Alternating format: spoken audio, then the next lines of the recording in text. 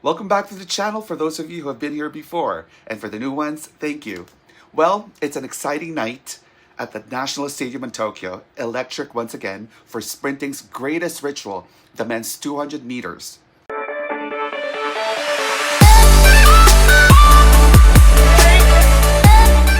Tonight's lanes read out from the outside in.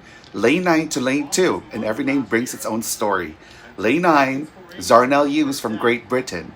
The veteran bursts onto the scene with raw, top-end speed.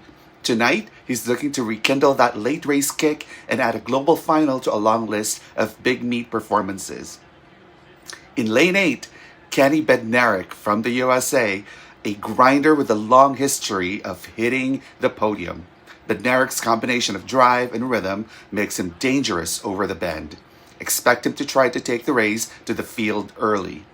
In Lane 7, Bryan Levell from Jamaica. Jamaica's quick rising 200-meter threat, a guy who's been lowering personal bests and arriving at finals with real momentum. In lane number 6, Noah Lyles of the USA. The music changes whenever his name is read.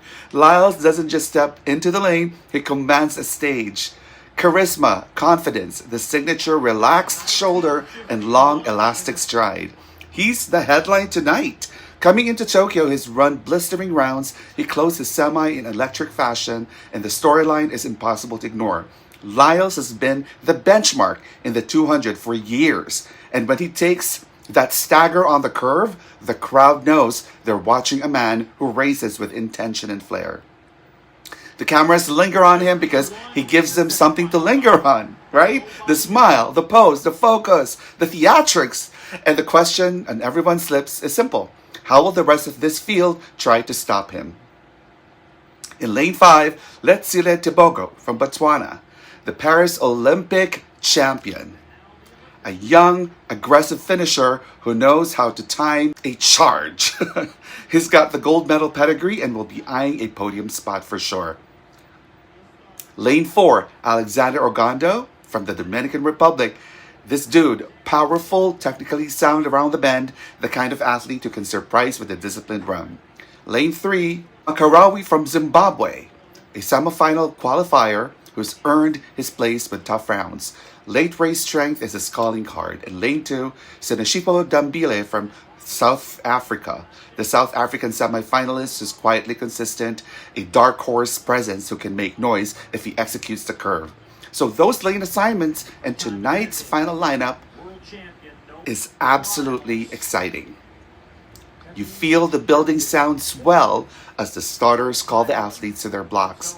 The cameras keep swinging to lane 6, to Lyles, and collective energy is a mix of reverence and challenge. He's not just a favorite on paper. He's the emotional center of this final. The athlete who will make or break the story tonight. Will he make his 4th World Championship gold medal? Let's see. Here we go. Block set. They're off. The stagger collapses fast. Bednarek explodes from lane 8, Tebogo trying to muscle his way around the bend, but Noah Lyles, measured, rhythmic, then suddenly stepping, eats up the curve with that long stride. Down the home straight, it's a duel. Bednarek leads in the straight. Lyles surges with that trademark late top end. Levell fighting on the outside. Lyles leads, the crowd rises and he crosses first. Noah Lyles, Tokyo 2025 winner. A late surge and exhaled in the stadium, and another 200 world title for Lyles for the 4th time. So Noah Lyles' win tonight of 19.52 seconds wasn't just another victory. It was a statement of durability and timing. He executed the textbook plan, controlled curve, quick transition, then that devastating top end in the final 60 meters. Stats: Lyles 19.52, Kenny Bednarek 19.58, Bryan Levell 19.64 for bronze. Times that underline the depth of his final and Lyles' ability to time his peak when it counts. A few tactical notes though. Again, I'm not an expert, just a sports fan analyzing this. Bednarek showed his usual aggression off the bend and forced the field to raise his pace early. So he led, right, through the middle stages and made Lyles work for it. Lyles' surge into the straight was decisive. He still got that unique blend of speed, endurance, and racecraft. that lets him convert momentum into meters when it matters. Levell's bronze and seasonal personal best indicate Jamaica has another high caliber 200-meter option coming through. And Tobago, though, the Paris Olympic champion, remains a constant threat when he nails his execution. For Los Angeles 2028, the map is tantalizing. Lyles, now firmly one of the sport's defining figures, will walk into the next Olympic quad as both a target and a showman. He stays healthy and motivated, he'll be the man every rival measures against, especially with a home crowd in LA that will raise the stakes and the spotlight. The most likely storylines to follow over the next 3 years? Lyles' legacy run. Expect him to chase a fifth global 200-meter title and to lean into relays and marquee appearances. His brand and race IQ give him an edge on preparation and favor with selectors. Or the chasing pack dynamics? Bednarek will keep pushing for gold. He's proven he can run with the best, while Tobago and Levell and other rising talents will work to sharpen early race speed and bend technique to try and blunt Lyles' late kick. As far as depth and relays, the US will likely field an intimidating 4x100 and 4x200 squad with Lyles in the mix. Could be where we see tactical experimentation and, crucially, where tiny margins decide immortal moments. Injuries and peaking. So between now and 2028, injuries, coaching moves, and how athletes' schedule peaks will reshuffle the deck. So while Lyles is the obvious headline, the story is far from decided.